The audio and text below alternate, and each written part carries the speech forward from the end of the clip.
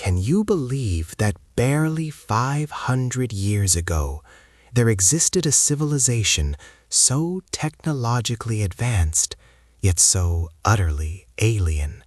They didn't just build cities, they wore the clouds as a foundation. Forget Rome, forget Egypt. We are talking about the true masters of the impossible, the Inca Empire, the forgotten giants who conquered gravity itself, high above the churning rainforests where no man should ever breathe. Imagine a kingdom spanning thousands of miles, not across flat plains, but vertically, scaling the deadliest peaks on Earth. A network of golden temples and stone fortresses stitched together by a road system that dwarfed anything Europe had achieved in 1,000 years. This was Tawantinsuyu, the realm of the Four Quarters, a name whispered in terror and reverence from the steaming jungles of the Amazon basin to the desolate, freezing plains of modern Chile. But their story isn't just about soaring heights and impossible engineering.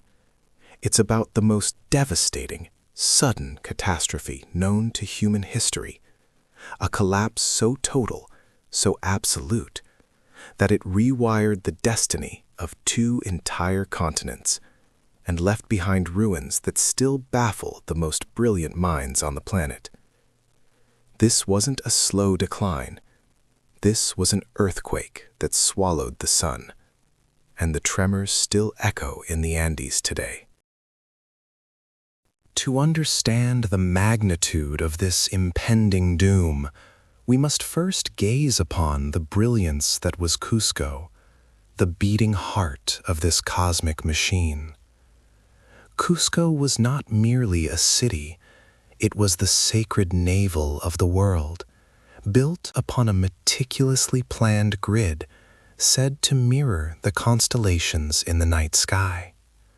The very layout was designed to represent a massive, powerful puma, the Andean mountain cat, symbolizing strength, cunning, and the raw, untamable power of the gods they served. The walls of the temples. Oh, the walls. Forget mortar, forget sticky clay. These stonework masters fit massive, multi-ton boulders together with such unbelievable precision that centuries later, you still cannot slide a single sheet of paper between the joints. They didn't just carve stone, they sculpted the bedrock of the planet itself, shaping igneous rock into structures that laughed in the face of seismic activity, enduring earthquakes that would shatter modern skyscrapers into dust. And inside those magnificent walls, the gold. Can you even comprehend the scale of the Incas' obsession with gold? They didn't value it as currency the way the Europeans did. To the Inca, gold was the sweat of the sun god, Inti. Silver was the tears of the moon goddess, Mamakila. These metals were purely sacred, shimmering symbols of divine connection, and they were used to coat everything that mattered. Imagine entire gardens constructed purely out of gold. Golden llamas, golden corn stalks, life-sized golden figures of women and men, all placed within the holiest temples, the Coricancha, the Temple of the Sun. When the sun rose, the golden plates covering the interior walls reflected the light with such intensity that travelers claimed the city didn't just shine, it blazed, like a miniature earthly sun, visible for miles across the rugged mountain terrain. The Sapa Inca, the divine ruler, was considered the physical descendant of Inti himself, the son of the sun. His power was absolute, terrifying, and unchallenged. When he spoke, mountains moved, literally sometimes, considering the sheer number of laborers he commanded. He lived in unimaginable splendor, carried on golden litters adorned with feathers, his clothes never worn twice, his very shadow considered sacred ground that commoners dared not tread upon. But even the son of the sun cannot stop the whispers of fate, especially when fate arrives cloaked in a new, horrifying form. The Inca were isolated. They were protected by the dizzying heights of the Andes, confident in their divine protection, believing they were the only true civilization on the face of the earth. They had mastered altitude, agriculture, and communication, but they had never mastered the sea. That isolation, that supreme confidence, would become the fatal flaw, the crack in the cosmic armor. A terrible sickness, a ghost wave originating from a land they couldn't even fathom, began creeping south along the roads faster than any messenger could run. It moved invisibly, striking down the strongest men and women, sowing confusion and chaos where only order had reigned supreme. This was the real opening shot in the war for the Andes, the arrival of smallpox, a biological weapon no one could see, no one could fight, and no one knew how to defeat. The sickness didn't just kill people, it destroyed the very foundation of Inca rule, ripping the divinely sanctioned leadership out of the empire and plunging the vertical kingdom into a deadly, brutal fight for succession. While the gods wept tears of silver and the golden light dimmed in Cusco, two half-brothers, princes born of the same sun but destined for mutual destruction, began to rally their armies. The mighty empire that had unified 1,000 different tribes under a single brilliant banner was now tearing itself apart from the inside, fueled by ambition, mistrust, and the terrifying vacuum left by the dead Sapa Inca. This was the moment of weakness. This was the moment the gods turned their faces away from the Andes. This civil war, pitting Huáscar against the ruthlessly brilliant Atahualpa, was the perfect, terrifying invitation for the greatest threat the Incas had ever, or would ever, face. They thought they were fighting for a throne. They didn't realize they were fighting for the soul of the entire continent, unaware that the real enemy, a tiny band of bearded, iron-clad adventurers, led by a man named Francisco Pizarro, was already smelling the gold in the thin mountain air, preparing to exploit the deepest wounds of the empire in the clouds. Prepare yourself. This is the story of how an empire that touched the sky was brutally dragged down to earth, how the sweat of the sun god was melted into simple coin, and how the greatest civilization of the pre-Columbian world vanished in a single catastrophic generation. This is Tawantinsuyu, and this is where the world went silent. We left the world silent. But before the silence, there was the roar. A roar so loud it echoed across 4,000 kilometers of impossible terrain. A scream of ambition and power that defied geography itself. This was not a small kingdom clinging to a fertile valley. This was a colossal, gravity-defying machine of human organization, stretching from modern-day Colombia down to Chile, swallowing deserts, scaling peaks, and touching the very edge of the Amazonian abyss.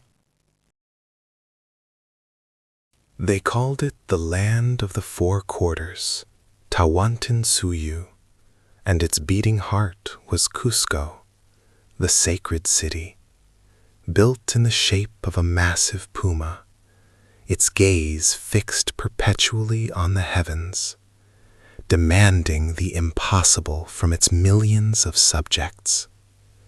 For a century, they achieved it.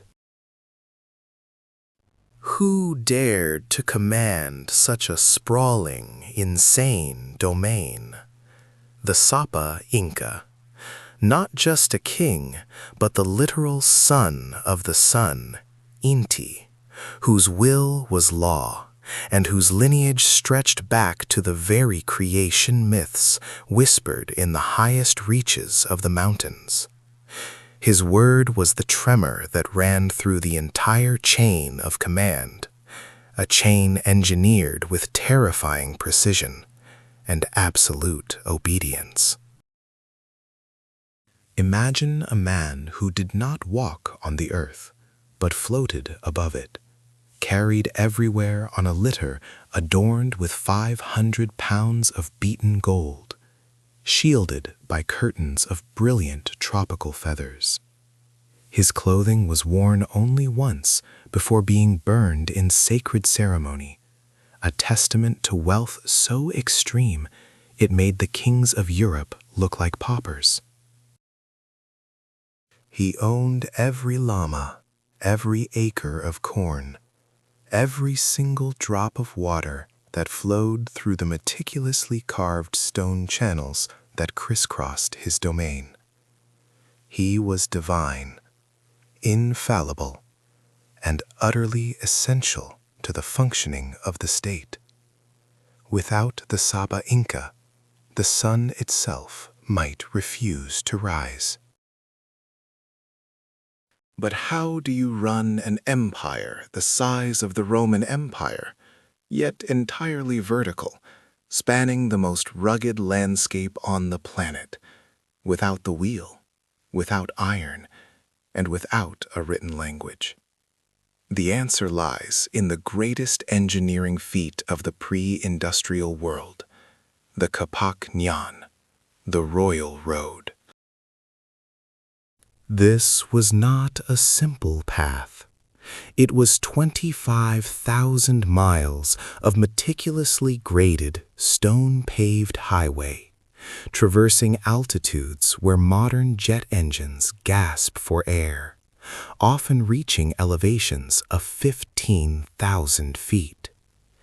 These roads didn't just follow the terrain, they conquered it, imposing order on the geological chaos of the Andes.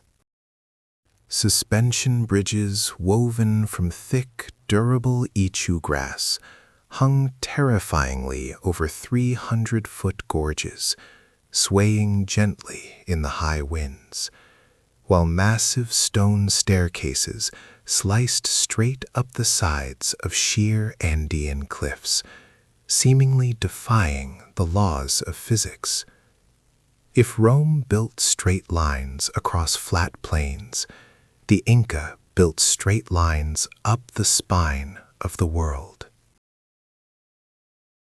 This road network wasn't built for heavy carts or horses, because they possessed neither. It was built for efficiency and speed.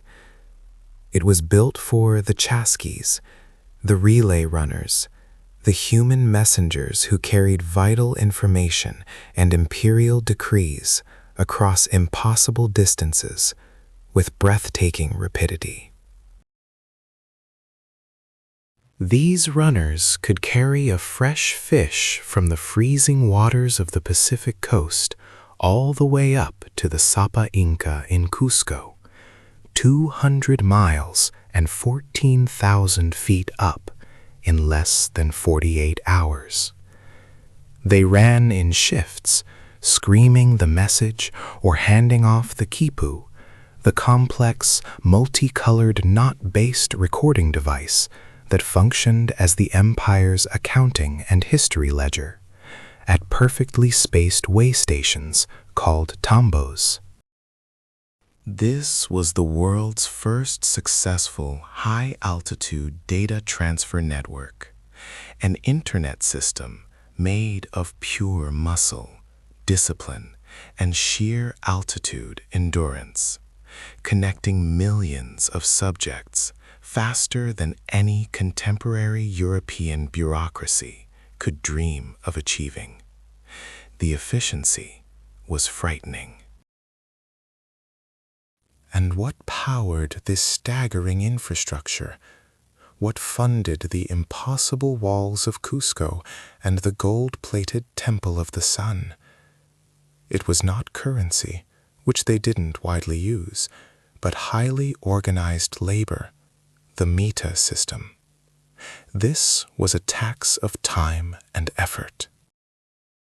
Every single able-bodied subject owed the state a certain amount of time, building roads, weaving the finest kumpi cloth for the elite, or working the imperial terraced farms cut like giant staircases into the mountain faces. This was total control, yes, but it was control that guaranteed survival in an environment that constantly tried to kill you. This highly communal, socialist structure ensured that no one starved because the empire maintained colossal, strategically placed state warehouses, the Golka, storing literal mountains of dehydrated potatoes, chunyo, corn, and dried meat, ready to be distributed instantly during famine or war. It was a logistical marvel designed to buffer against the brutality of the Andes. Look at the surviving stones of Machu Picchu or the fortress of Ollantaytambo. The stones fit together with such terrifying precision, without mortar, that you cannot slip a razor blade between them, even 5 centuries later. How did they achieve this megalithic feat? Using only bronze and stone tools, they cut, shaped, and hauled multi-ton blocks up mountainsides, manipulating gravity itself, creating a structural integrity that made their buildings virtually earthquake-proof, a structural secret lost almost immediately after the collapse. They were also master hydraulic engineers, channeling pristine mountain water through systems of channels and fountains that still flow today, millennia later, untouched and perfect. This was the pinnacle, a society defined by order, impossible logistics, and staggering wealth, all built on a terrifyingly fragile foundation, the absolute, singular divinity of the Sapa Inca. When that foundation cracked, the entire vertical world would come tumbling down, and the crack was already spreading, invisible and horrifying, carried on the wind from the northern jungles. The efficiency that built the empire would now serve only to accelerate its destruction. We must understand the terrifying height of the mountain before we witness the speed of the avalanche. The gods were about to weep, and the first tears were not blood, but fever, infecting the divine leader who held the cosmos together. The empire was a flawless, gravity-defying machine, oiled by the sun and secured by divine law. But no wall, however high, could stop the spectral assassin that floated on the tropical breezes, slipping past the granite defenses of the Andes. This was the Great Pestilence, a horror carried by whispers from the distant coastal tribes who had first encountered the European advance hundreds of miles to the north. It didn't need swords or cannons. It used fever, pustules, and the sheer terror of the unknown. It moved faster than any Chasqui runner, faster than the speed of a falling god. It was the biological weapon of a distant, unseen world, and it was about to tear the fabric of the Incan universe apart from the inside out. Huayna Capac, the greatest Sapa Inca since Pachacuti, the man whose word commanded armies and redirected rivers, felt the cold hand of the unseen enemy in his magnificent northern retreat. He was the living son of Inti, the sun god. Yet even the sun's warmth could not break the chill of this foreign sickness. His body, which was supposed to be immortal, turned against itself. The greatest tragedy was not just his demise, but the manner of it. Sudden, debilitating, and far from the ceremonial center of Cusco. Chaos always starts at the top, and when the divine leader fell, the foundation of the Inca cosmos cracked wide open. In his final, fevered moments, Huayna Capac named his successor Ninan Cuyochi. But the smallpox, merciless and efficient, cared nothing for royal decrees. Before the announcement could even be formalized and the rituals completed, Ninan Cuyochi, too, succumbed to the same terrible plague. The invisible horror had delivered a catastrophic double punch. This was more than bad luck. It was a cosmic sign that the celestial order had fractured. The tradition of smooth divine succession, the very bedrock of stability that had allowed the Inca to conquer an entire continent, was wiped out in a single, agonizing week. Suddenly, the vast golden empire had no head, no undisputed voice, only a horrifying, terrifying void where the sun god's representative should have stood. Into this gaping chasm stepped two titanic figures, half-brothers born of different mothers, fueled by different geographies and ambitions, both claiming the right to wear the sacred fringe. In the north, ruling from the newly conquered territories of Quito, was Atahualpa. He was a seasoned military commander, a ruthless pragmatist popular with the northern armies and hardened by years of frontier warfare. He believed his strength, his connection to the military, and his proximity to the late Sapa Inca gave him the right to seize the crown. His legions were disciplined, loyal to the scent of battle, and ready to march on the sacred capital if necessary. They were the muscle of the empire. In the south, holding the ancient, sacred heart of the empire, Cusco, the golden navel of the world, was Huasca. Born of the primary royal lineage, he possessed the traditional, undeniable claim to the solar throne, arguing that the capital's authority and the purity of his bloodline trumped battlefield popularity. He was the law and the ceremony. The resulting conflict, known as the War of the Two Brothers, was not a minor skirmish. It was the empire turning its impossible might against itself. This was the ultimate act of self-cannibalization. Tens of thousands of highly trained Inca warriors, the very men who had built roads and conquered mountains, now marched with blinding fury to tear down their own civilization. The Capac Ñan, the royal road system that was the engineering marvel of the hemisphere, built to unify and transport tribute, was now groaning under the weight of advancing armies ready to spill fraternal blood. Messengers carried declarations of war instead of tribute.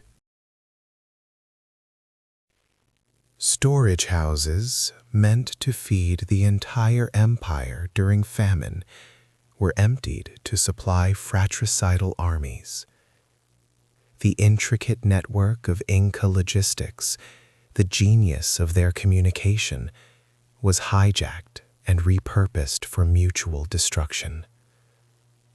The two brothers sought not just victory, but the absolute annihilation of the other, ensuring that no potential challenger remained.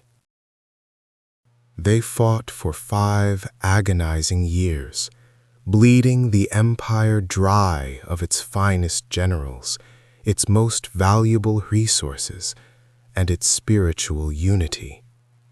These were the 5 years that sealed the Inca doom, 5 years spent in a dizzying spiral of civil bloodshed, while a few dozen ironclad monsters were slowly, inexorably, sailing closer to their shores. While Atahualpa and Huasca destroyed the infrastructure of governance, the very foundation of the unified Tahuantinsuyo, they were unknowingly clearing the path for a handful of starving, desperate men sailing on the open ocean who would exploit the very first weakness they encountered. The tragedy was complete. The invisible smallpox provided the spark, the greed for power poured the fuel, and the ensuing civil war ensured that when the true, final enemy arrived, the invincible empire in the clouds would be too wounded, too exhausted, and too utterly divided to lift a single sword in unison. The stage was set for the ultimate betrayal, played out on a field of Inca blood, spilled by Inca hands, just moments before the iron boot of the conquistador descended. The Andes, once the spine of creation, now became the longest, deadliest battlefield the world had ever known. The empire, which had conquered mountains and tamed the very air, was now tearing out its own golden heart in a spasm of unprecedented fratricide. Huascar, the legitimate heir ruling from the sacred capital of Cusco, faced a hurricane of fury unleashed by his half-brother, Atahualpa, the seasoned military commander based far north in Quito. The clash was not merely political. It was a spiritual catastrophe that tore through the very fabric of the cosmos the Incas believed in. Their dualistic world, balanced between order and chaos, was now pure, untamed entropy, magnified by the silent specter of disease that walked ahead of the armies. Imagine the sheer, terrifying scale of this internal destruction. Armies numbering in the tens of thousands were mobilized, marching across those impossible high-altitude roads built for the swift movement of llama caravans and imperial tribute, now repurposed to ferry weapons of mass destruction. Atahualpa's generals, the legendary and brutally efficient Chalcuchima and Quizquiz, were strategists of relentless, surgical warfare, moving entire divisions with a velocity that openly defied the jagged, lung-crushing topography of the mountains. They utilized the Kapak Ñan, the royal road, not as a symbol of unity, but as a lightning conduit for invasion, achieving logistical feats that astounded even their rivals. The technological disparity of the age did not soften the horror. It merely focused it with chilling precision. They didn't wield European steel, but their weapons were precision tools of death, perfectly adapted to the environment. Bronze-tipped lances and the horrifying accuracy of their sling stones. Small, meticulously shaped projectiles hurled from woolen slings, capable of reaching speeds that delivered fatal head injuries, were more than enough to turn the mountain passes crimson in a matter of hours. The impact on disciplined formations was instantaneous, terrifying, and final, shattering ranks built over centuries. The fight for the Northern Territories was less a campaign and more a systematic, grinding massacre. Huáscar's forces, perhaps burdened by the immense bureaucracy of the Cusco court and a greater devotion to rigid, outdated battlefield tradition, were systematically outmaneuvered and humiliated by the northern veterans. Atahualpa, hardened by years of conquest against rebellious frontier tribes, saw the war not as a dispute between royal siblings, but as a necessary surgical excision of dangerous weakness within the imperial structure. The crucial Battle of Chimborazo was a strategic masterpiece of encirclement and overwhelming annihilation, demonstrating the deadly competence of the Quito armies. Cusco watched in paralyzed terror as the grim reports filtered down the royal highways via the exhausted but relentlessly fast Chasqui relay runners. Every defeat meant more loyalist captains were executed, their families stripped of status, and holy sites dangerously drained of manpower and vital supplies. The psychological warfare was relentless. Atahualpa's generals ensured that news of their victory arrived long before their actual troops, shattering the morale of the defenders, who still desperately clung to the sacred capital. The once unbreakable devotion of the far-flung provinces began to fracture under the immense pressure of fear, desperation, and the sheer instinct for survival. The climax arrived with the destructive, agonizing speed of a mountain avalanche. After 4 years of relentless, agonizing campaigning, Atahualpa's forces pushed deep into the heartland, finally trapping the main loyalist army near Cusco itself, the very nexus of Inca power. The final, desperate, bloody stand at Quipapan sealed the fate of the traditional Inca line forever. The battle was a horrific, multi-day spectacle of close-quarters fighting, a maelstrom where the Incas' legendary disciplined formations broke under the sheer weight of Atahualpa's veteran, unforgiving aggression. Huáscar himself was captured alive, dragged from the swirling chaos of defeat, his armies annihilated in a final act of catastrophic, self-inflicted violence. The victorious generals, Quizquiz and Chalcuchima, marched into the holiest city on earth, the very navel of the Inca universe, not as respectful servants of the Sapa Inca, but as hardened, ruthless conquerors, demanding absolute, immediate, and terrified submission. This was the ultimate treason, the unimaginable violation against the sacred order.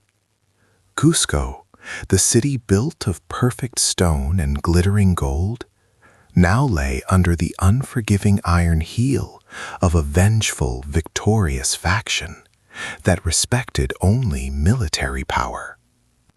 What followed was not the hoped-for reconciliation, but a purge of staggering, breathtaking scope, designed to rip the roots of resistance out of the imperial soil forever. Atahualpa, though still hundreds of miles away in Cajamarca, celebrating his tactical victory, decreed the absolute eradication of any potential future threat to his new, fragile throne. The Panaca, the powerful royal lineages who had supported Huáscar, were systematically decimated. Their immense wealth was seized, and their mummies, the sacred, living, breathing icons of the past, were reportedly burned or destroyed. A spiritual crime so profound it defied Inca understanding of the cosmos and the afterlife. Loyalists, prominent nobles, and even the simple commoners who showed too much grief were hunted down and executed with a cold, deliberate cruelty that shocked even the hardened mountain people. It was a bloodbath, meticulously designed to ensure that no one would ever dare question the supreme, divinely sanctioned authority of the new Sapa Inca. The message of his rule was delivered with the cutting edge of a bronze executioner's axe. Unity demanded unquestioning, terrified fear. He had won. Atahualpa stood supreme, the undisputed, albeit tragically blood-soaked, ruler of Tahuantinsuyo, the four quarters united. The devastating civil war was over. The gaping internal wound was finally, violently closed. But the scars ran bone-deep, crippling the remaining infrastructure, draining the essential manpower, and most critically, destroying the unifying trust that was the true, invisible foundation of the Inca miracle. He had spent 4 agonizing years fighting his own reflection, successfully destroying the precise, impossible unity that had allowed them to build an empire that defied gravity and reason itself. The empire, utterly exhausted and hemorrhaging its vital power, was ready to finally rest, ready to slowly begin the agonizing process of rebuilding under its new, powerful leader. But resting was a luxury history would not afford them, for the clock of destiny had already struck midnight on their civilization. For at that precise, victorious moment, when the last of the loyalist blood had dried on the sacred stones of Cusco, and Atahualpa was accepting the poisoned fruits of his victory hundreds of miles to the north, a terrifying, impossible smudge appeared on the distant, silent Pacific horizon. It was the shadow of 37 skeletal, disease-ridden horses, 168 ragged, desperate men, and the cold, unyielding, demonic ambition of Francisco Pizarro, ready to deliver the final, fatal blow to a king who had just finished murdering his own kingdom. The true external horror was about to begin. The stage was set for the ultimate, impossible confrontation. A weakened god-king facing an ironclad phantom who carried the weight of a world he could not possibly comprehend. The blood had finally dried on the great roads of the Sapa Inca, but the healing had not begun. The immense, sprawling body of Tawantinsuyu, the empire of the Four Quarters, lay shuddering from self-inflicted wounds. Huascar was defeated, captured, and soon to be executed by the triumphant forces of his half-brother Atahualpa, whose victory was absolute, yet utterly catastrophic. The war had drained the granaries, emptied the military reserves, and, most fatally, obliterated the sacred, unquestioning loyalty that held the impossible empire together. The very concept of the Sapa Inca, the divine living sun, had been fractured by fratricide, leaving a spiritual void that no earthly victory could fill. This was the moment the invisible clock of fate struck midnight, signaling the arrival of the external horror. Atahualpa, now the undisputed ruler, sat in the high mountain city of Cajamarca, basking in the fragile glow of his hard-won supremacy. His focus was entirely internal, purging the remaining loyalists of his defeated sibling and consolidating his power over the vast, shaken kingdom. News of the strange beings emerging from the coastal fog, bearded men riding bizarre four-legged beasts that moved with terrifying speed, reached his court, but registered as nothing more than background noise. He dismissed them as trivialities, perhaps lost messengers from the sea gods, or merely a small, bizarre tribe of coastal savages who had stumbled too far inland. Why worry about 30 or 40 ragged outsiders when he commanded an army forged in the crucible of civil war, veterans hardened by years of brutal, high-altitude combat? His generals, mighty men who had crushed entire legions with stone axes and bronze maces, laughed at the idea of such a minuscule threat. This dismissal was the most expensive error in the history of the Western Hemisphere, a fatal arrogance purchased by the very magnitude of Inca power. While the Sapa Inca celebrated his Pyrrhic victory, Francisco Pizarro and his dwindling band of 168 desperate souls were committing the ultimate act of historical audacity.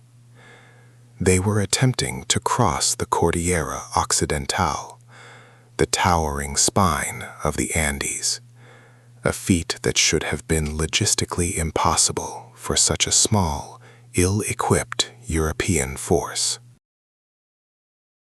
Every step was a climb into thin air, a confrontation with a landscape designed by the gods to repel invaders. The Inca road system, the monumental, impossibly scaled arteries of the empire, now became a hostile network, expertly engineered paths that only led deeper into the ultimate trap. Yet Pizarro understood one thing the Inca did not. Desperate men with nothing to lose and everything to gain are the most dangerous predators on Earth. They were not seeking diplomacy. They were seeking a new life built on the foundations of unimaginable wealth, and they would commit any atrocity necessary to seize it. The crucial difference was not the number of soldiers, but the physics of their weapons. The Inca wielded power derived from the earth: stones, wood, hardened copper, and occasional bronze. These materials were potent, capable of shattering bone and piercing muscle, but they met their fatal match in European steel. A single Spanish sword, a technology refined over centuries of constant warfare, could slice through a shield of hardened leather and the warrior behind it with terrifying ease. A performance that seemed like pure magic to those who had never witnessed metallurgy on such a scale. And then there were the horses, the thunderous, monstrous cavalry charges. To the Inca, a man and his horse were a single, terrifying deity of war, an unstoppable juggernaut that shattered formations through sheer psychological terror. It wasn't just speed, it was the concept of maneuverability and the elevated attack platform that made them instruments of chaos, turning ordered ranks into panicked flight and rendering the massive numbers of the Inca suddenly irrelevant. Atahualpa, confident in his power and his army of perhaps 30,000 to 50,000 warriors camped nearby, decided to lure the Spanish into the valley of Cajamarca. He viewed it not as a battle, but as a grand political spectacle, a chance to parade his power and then perhaps capture these strange pale men for novelty or ritual sacrifice. He sent gifts of gold and fine textiles, not as tribute, but as bait, a demonstration of the wealth these foreigners would never possess, a glittering display of the impossibility of overcoming his domain. This gesture was the fatal flaw, misinterpreting the absolute, rapacious greed of the conquistador. Where Atahualpa saw diplomacy and display, Pizarro saw confirmation of his wildest dreams and a sign of a fatally arrogant enemy. The trap was sprung, but the Inca were preparing the wrong kind of cage. Pizarro's ascent was driven not by strategy, but by sheer, adrenaline-soaked desperation. He had already burned his boats on the coast. There was no turning back, only forward into the abyss of the Andes.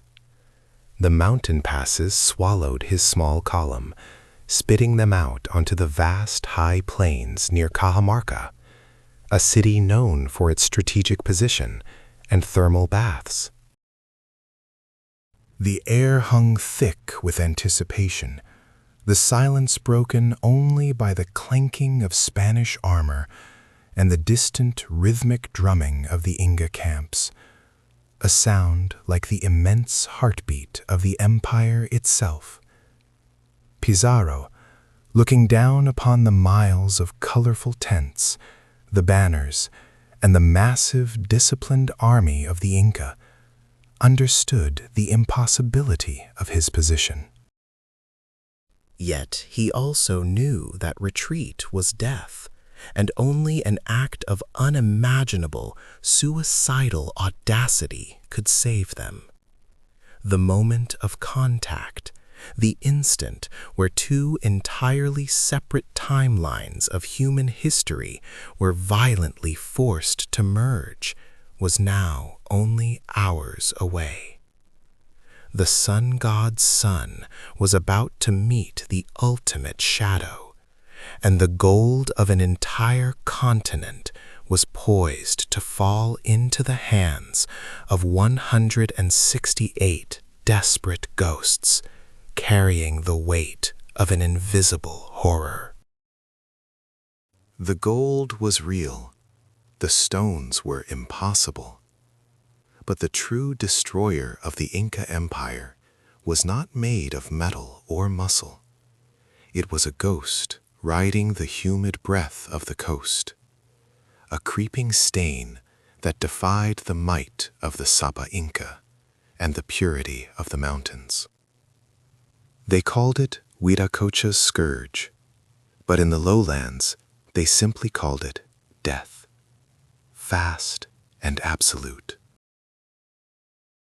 This invisible terror, smallpox, had arrived in the Caribbean decades earlier.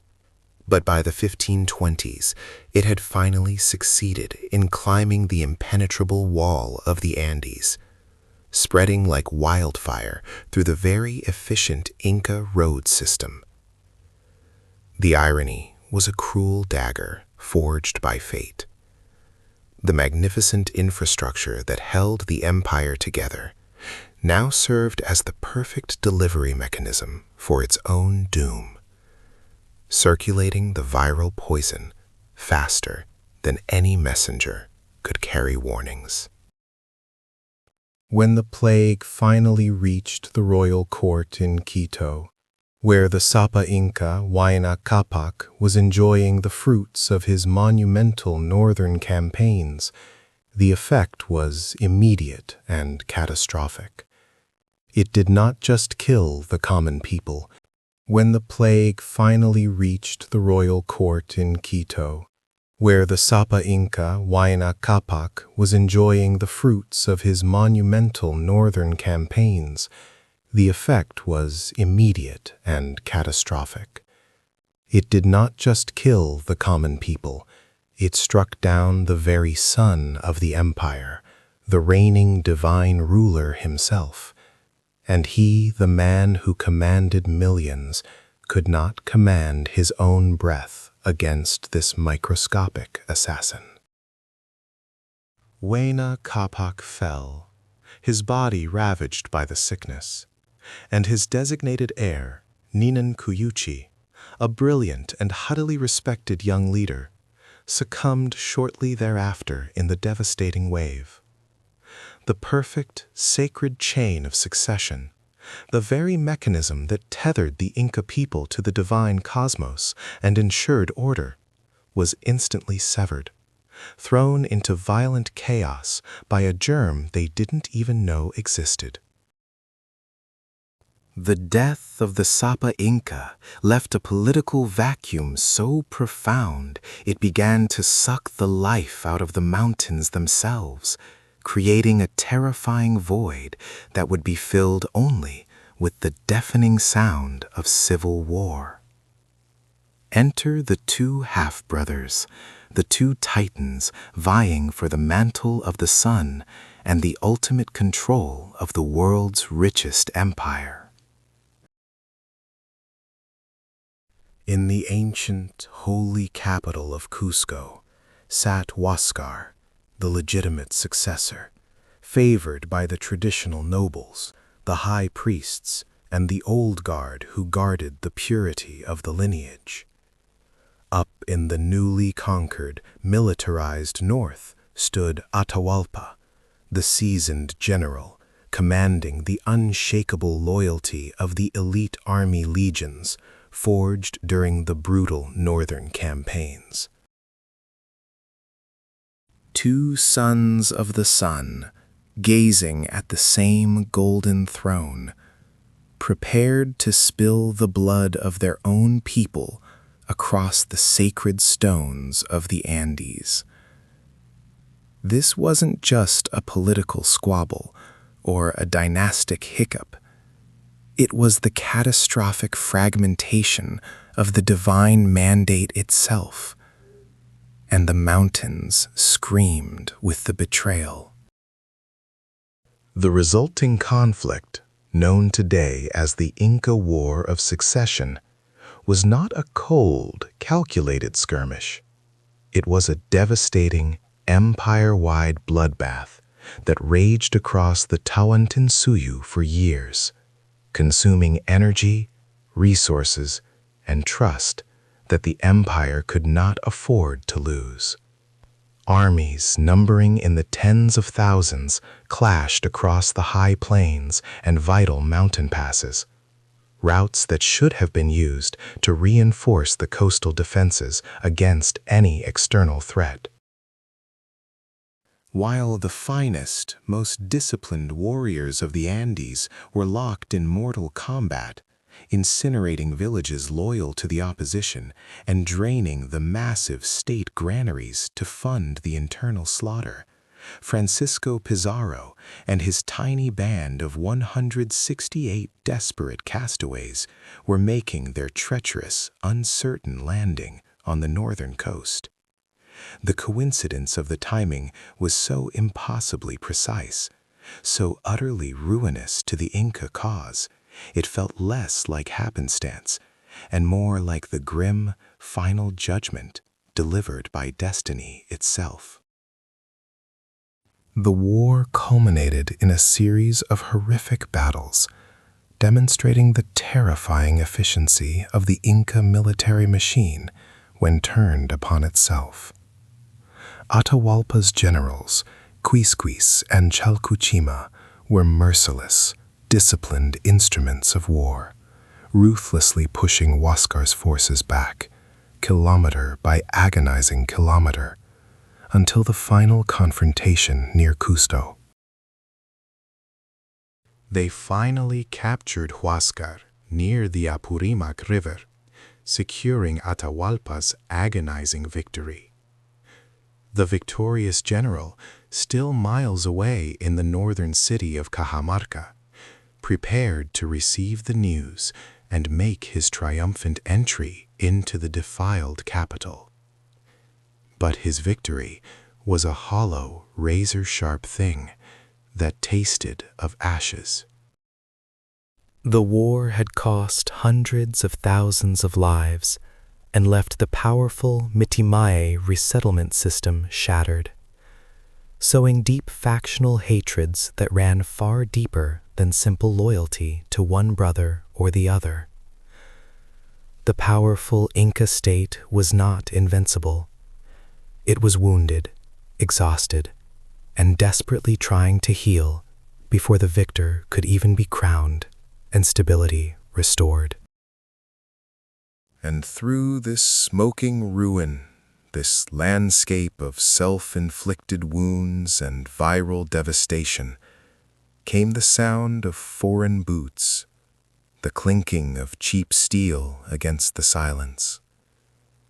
Pizarro, having established his small foothold and receiving increasingly unbelievable reports of the staggering gold in the interior, was not marching through a unified golden monolith. He was marching straight through the charred, open wound of a colossal civil war. He was walking into a place where deep, festering hatred between different Inca factions provided the perfect tinder for his ambitions of conquest and plunder. He wasn't conquering the invincible. He was simply stepping over the corpse of a giant that had already finished the job of slaying itself in a fit of divine madness. The 1680 men were about to walk straight into a political minefield, unaware of the smallpox that had already cleared their path, and equally unaware of the golden, inescapable trap that was about to spring shut in the high mountain city of Cajamarca. This was the moment fate finally stopped holding its breath, waiting for the two vastly different worlds, one built of sun, stone, and absolute order, the other of steel, desperation, and chaos, to finally, irrevocably collide. The collision was not the sound of clashing armies, but the silence of a universe breaking its own laws. It happened on the coastal fringes, a place the Inca, masters of the high peaks, barely acknowledged as part of their true kingdom. This was where the metal beasts rode out of the sea foam, carrying men who smelled of foreign sweat, fear, and gun oil. They were the ghosts of prophecy, the impossible men wearing skins of polished iron. Francisco Pizarro, a man carved from sheer, unadulterated hunger, led this ragged band of 200 fanatics. They were insignificant in number, yet each man carried the weight of 1,000 years of European military terror in his saddlebag. Imagine the shock, the cognitive failure, when the scouts from the Tawantinsuyu first saw the horses. They were not just animals. They were four-legged nightmares, faster than any llama, stronger than any man, their hooves ringing out a deafening, alien rhythm on sacred Inca soil. They were the living embodiment of chaos, and they had arrived precisely when the Inca world had exhausted its last reserves of internal stability. The timing was so perfect, it felt less like coincidence and more like a cruel cosmic calculation designed for maximum impact. The empire, meanwhile, was ripping itself apart in the cruelest civil war history ever dared to write. Huáscar, the legitimate son, and Atahualpa, the favored general, were locked in a death dance fueled by royal blood and territorial ambition. Smallpox, that unseen executioner, had already claimed the Sapa Inca, Huayna Capac, leaving a vacuum of power that screamed to be filled with violence. This internal carnage was the gaping, fatal wound through which Pizarro's tiny, glittering force would pour. To reach the heart of the Andes, Pizarro had to conquer geography itself. The Inca roads, those gravity-defying ribbons of stone that spanned ravines with engineering brilliance, now became the Spaniards' reluctant lifeline. They marched, dragging cannons through mountain passes that scraped the sky, marveling at the sheer scale of the Inca achievement, while simultaneously plotting its destruction. They saw the golden city of Cusco not as a civilization, but as a vault overflowing with unimaginable, soul-crushing wealth. Their motivation was simple, brutal, and powerful enough to defy logic. Gold. Not just currency, but gold molded into life-sized cornstalks, golden temples, and golden ritualistic figures. Atahualpa, having just crushed Huáscar's forces in a torrent of bloody triumph, was resting near the northern city of Cajamarca. He was the undisputed victor, the new son of the sun, bathing in the glory of absolute power. He heard the rumors of the bearded strangers, the viracochas, perhaps even gods, but dismissed them as irritating, minor nuisances. How could 200 tired men threaten an army of 80,000 disciplined warriors, men whose loyalty was forged in the fire of the Civil War itself? This arrogance, this profound misreading of the alien threat, would be the single most expensive mistake in the history of the Andes. Pizarro understood something Atahualpa did not. War was no longer fought with spears and honor, but with shock, terror, and metallurgy. The Spaniards possessed the ultimate psychological weapon, the arquebus. It was loud, inaccurate, and slow to reload, But when it roared, it sounded like the mountain gods themselves were spitting fire. The heavy steel armor, designed for medieval European battlefields, rendered the bronze weapons and slingshots of the Inca tragically useless.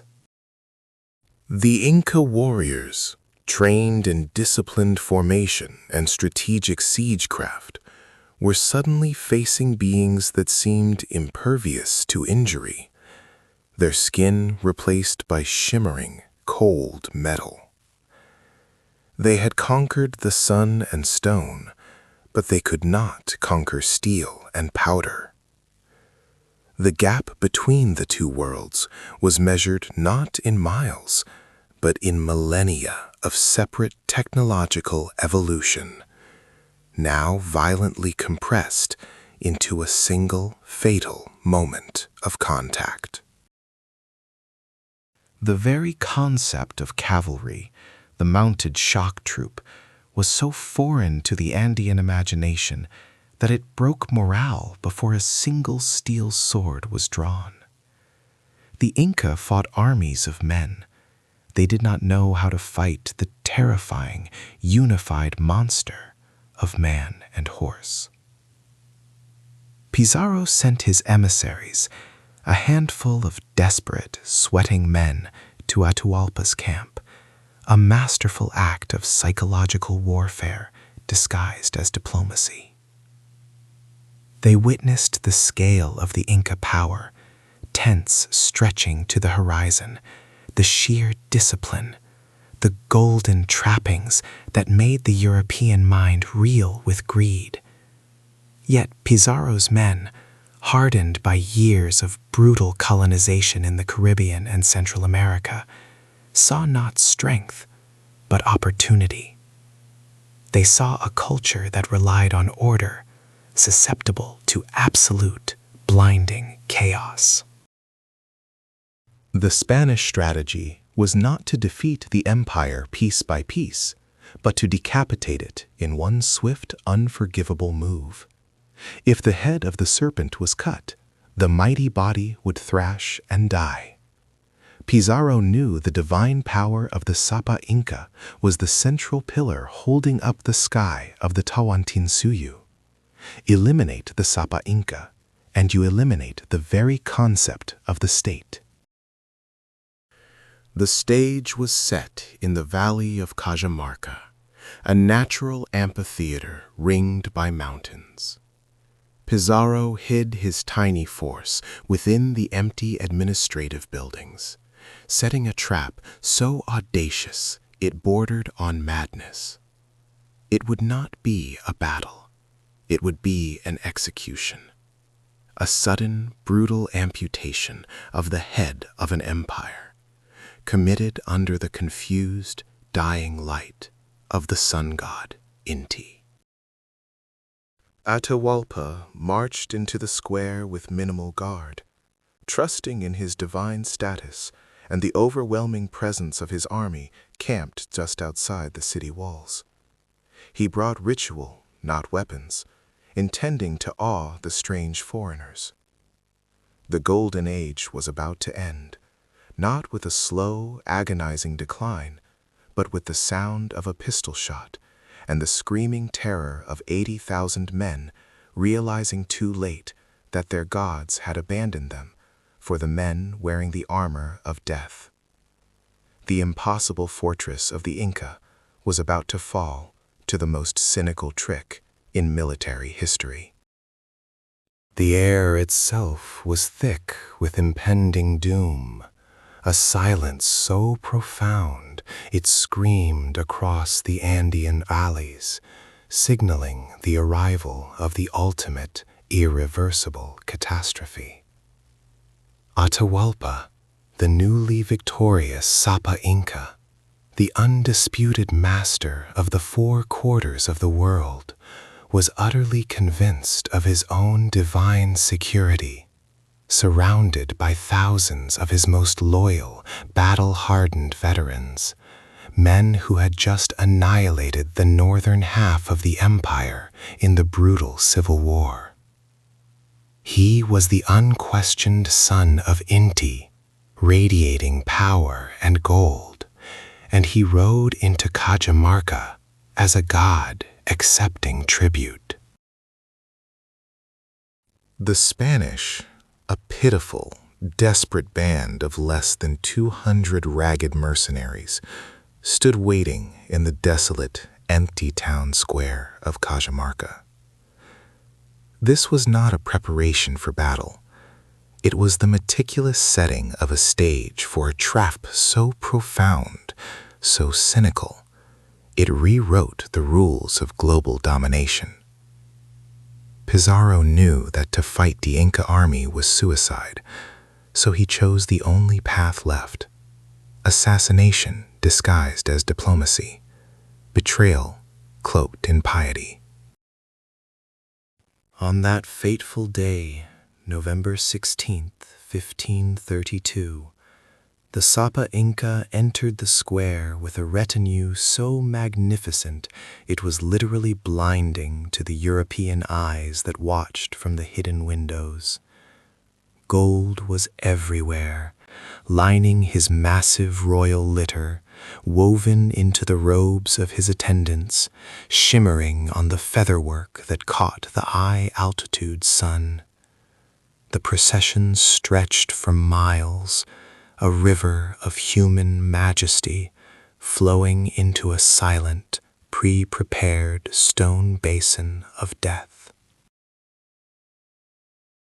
Pizarro, having meticulously hidden his meager cavalry and infantry inside the surrounding buildings, transforming the town into a massive, claustrophobic ambush site, waited with the patience of a viper.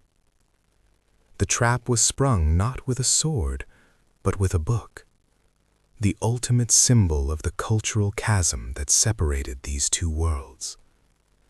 Friar Vicente de Valverde stepped forward, holding aloft the holy text, demanding immediate, total conversion to a god the Inca had never heard of, speaking a language they couldn't possibly parse.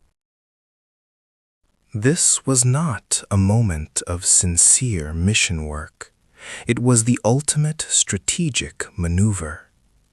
The demand for conversion was not diplomacy. It was the required legal pretext for war.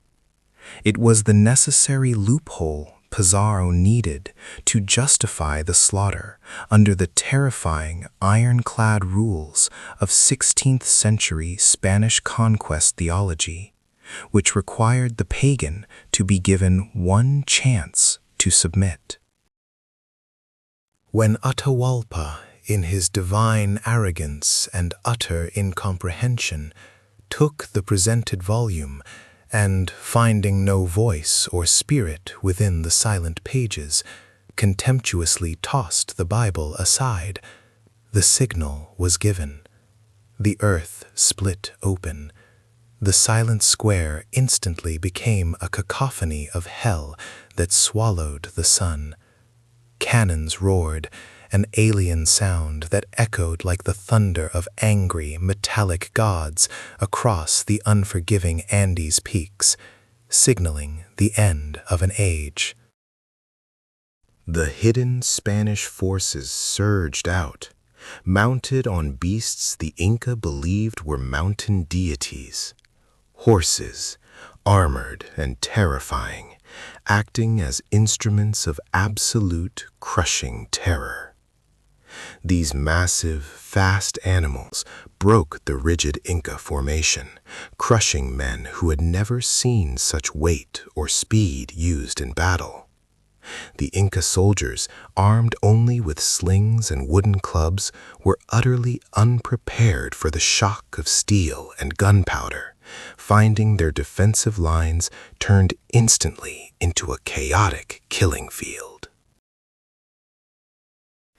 They died by the thousands, trapped, unable to maneuver, their discipline dissolving into panicked flight as their priests and nobles were cut down by the unseen attackers. The massacre was conducted with a speed and ferocity that defied human comprehension. A dark whirlwind of steel and terror that lasted less than an hour, but changed the trajectory of human civilization forever. The single, impossible objective of Pizarro's audacious gamble was achieved. Atahualpa, despite the desperate attempts of his most loyal bodyguard to shield him with their own bodies, sacrificing themselves willingly to prevent the sacrilege, was captured. Pizarro himself was said to have seized the divine ruler, dragging the son of Inti down to the cold stone floor. A moment of raw, unbelievable human audacity against a supposedly immortal deity. The Sapa Inca was now a prisoner, held by a handful of mortal, cynical men. The entire political and theological framework of the 14 million-strong empire shattered in that instant, imploding inward. The massive body of the empire remained, impossibly vast and resilient, extending thousands of miles, but its brain had been ruthlessly excised. The psychological damage inflicted was irreparable, worse than any physical wound. How could the gods allow this profound humiliation? How could a handful of invaders overcome the majesty and divine protection of the sun? The Inca world descended into existential doubt, a corrosive poison more potent than any Spanish steel. The cynical trick had worked perfectly, trading 200 desperate lives for the ultimate political control of an entire continent, sealing the fate of the impossible empire in the clouds.